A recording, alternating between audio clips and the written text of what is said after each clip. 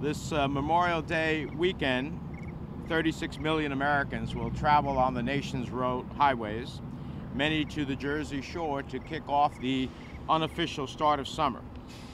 But if you haven't noticed, you're in for some sticker shock as you hit the road this weekend. Gas prices are on the rise once again.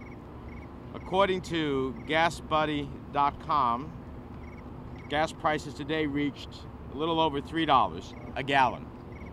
So who knows what it will be tomorrow. The price of the pump has gone up a nickel in the last week, nearly 20 cents in the last month and 62 cents since this time last year. So it may not seem like much to some, but a few cents here, a few cents there, over the time it adds up to hundreds of dollars siphoned out of families' paychecks straight into the coffers of big oil. That's on top of higher health insurance premiums and prescription drug costs, higher tuition bills, and for many middle-class families here in New Jersey, higher taxes under the Trump tax plan. And we know what happens when gas prices go up. The price of everything else goes up, from the added costs of shipping goods incurred by businesses to the cost of a gallon of milk at the grocery store.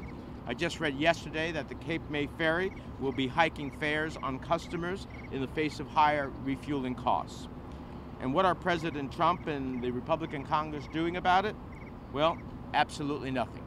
Nothing but padding oil industry profits with billion-dollar tax cuts and government giveaways. So when I hear Republicans say this is how the free market works, I shake my head. This isn't a free market. It's a system that they've rigged to maximize oil profits at the expense of American taxpayers and hardworking Americans. That must be what the GOP stands for: grow oil profits. So I refuse to sit idly by while watching New Jersey families get squeezed for every last penny. That's why today I'm putting forward a 4-point plan to stabilize gas prices and put consumers first. Number one, it's time that we keep more American oil here in America. Back in 2015, the Republican Congress gave the oil industry its crown jewel. They repealed the ban on exporting crude oil. The U.S. instituted the ban on crude oil exports following the Arab oil embargo. I'm sorry, this is just, it's bringing off the hook. So that we'd never ever have to rely on hostile nations for our energy needs. Big Oil spent 4 decades fighting the ban. And in 2015, the Republican Congress granted them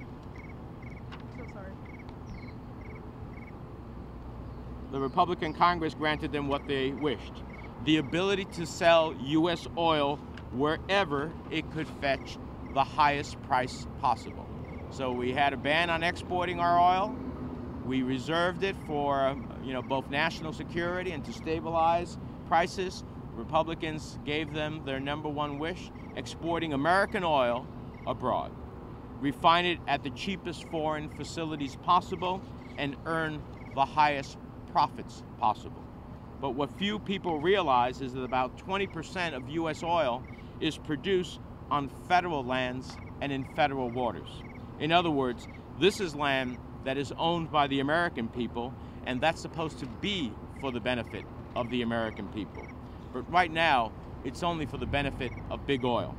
That's why I'll be reintroducing the American Oil for American Families Act.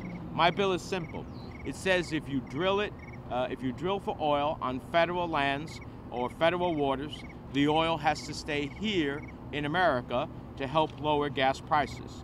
Whether it's offshore rigs in the Gulf of Mexico or drilling in the pristine Arctic wilderness, there's something seriously wrong about using public resources for the exclusive profit of the oil industry.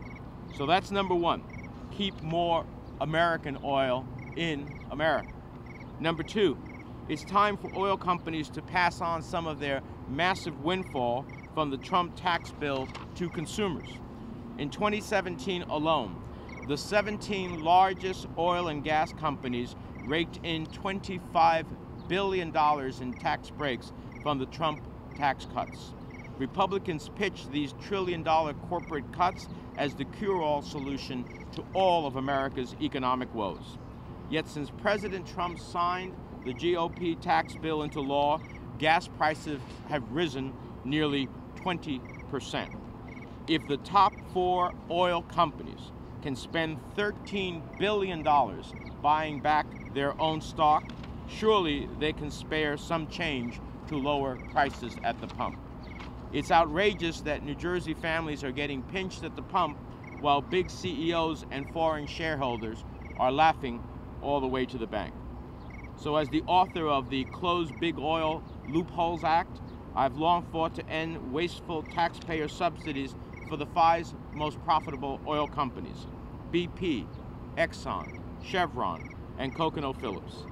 And I'm going to continue fighting that fight because American taxpayers shouldn't have to subsidize a hugely profitable oil industry that doesn't need our help, especially considering how the GOP tax bill actually hands the oil industry a $15 billion windfall in special giveaways and loopholes.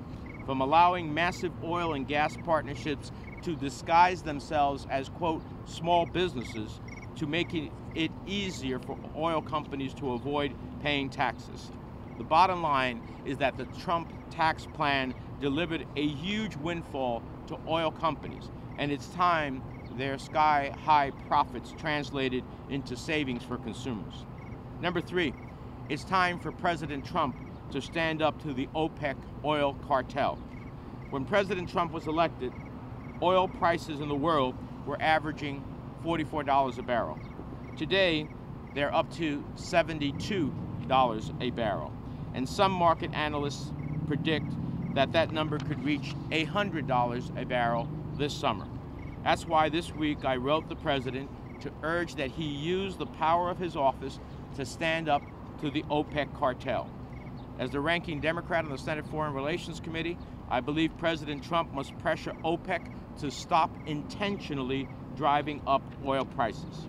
The president's boast of great relationships with leaders of some of the world's most oil-rich countries has done nothing to pressure them to lift their cap on output.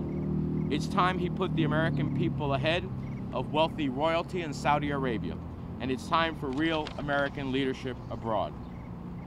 The president should work with major U.S. oil suppliers like Mexico and Canada, instead of disrespecting their leaders with insults and lies. As we demand real American leadership abroad, we need smart energy policies here at home. Which brings me to point number 4. We must stop the president from rolling back greenhouse gas standards for cars. If your car gets good mileage and you don't have to fill up your tank as often, there's more money in your pocket and real savings for your family. Put simply, less gas means more savings.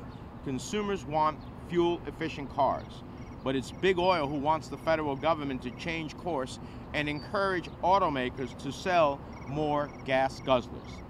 At the EPA, Administrator Scott Pruitt is abandoning the historic greenhouse emissions standards set by President Obama in 2009. Standards that have since reduced our carbon emissions and saved consumers over $42 billion at the pump, according to the EPA. And to make matters worse, the Trump administration is working to strip states like New Jersey and California of their right to enforce higher fuel efficiency standards. We can't let that happen. It's too important for the planet, for public health, the environment, and for New Jersey's families' wallets.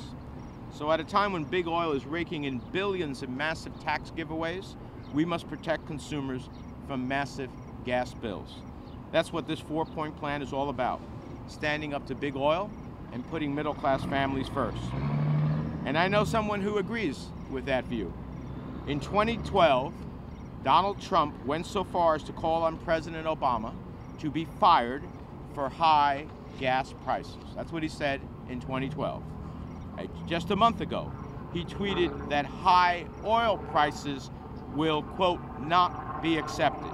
Well, Mr. President, It's time to take your own advice. Do something. Stand up to big oil and put consumers and taxpayers first.